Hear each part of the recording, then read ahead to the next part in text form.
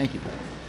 Well, good afternoon, everyone. We are only hours away from a government shutdown, and the Democrats have a very clear binary choice.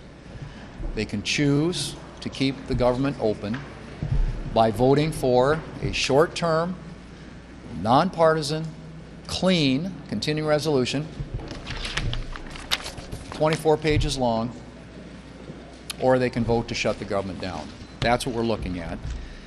They, as you all know, have voted during the time they had the majority 13 different times, and when Biden was in the White House, on short-term continuing resolutions, 13 different times. And so it begs the question is what's changed? And I think what's changed is President Trump is in the White House. That's what this is about. This is politics. And there isn't any substantive reason why there ought to be a government shutdown. This is something that has been done routinely, as I said, 13 different times when the Democrats had the majority.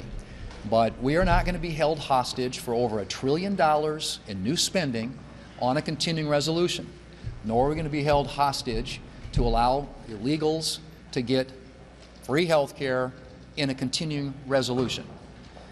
These are things that they're demanding as part of their so-called negotiation.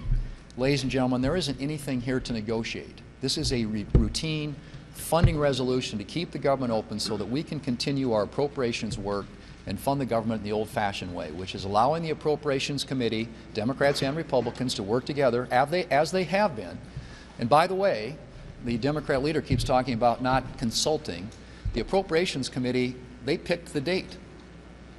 Democrats and Republicans, the big four on the Appropriations Committee, were consulting. They picked the date for the continuing resolution, November the 21st. And so this has been an open process from the very beginning. This year we opened up the appropriations process, something that wasn't done when the Democrats had the majority here in the Senate.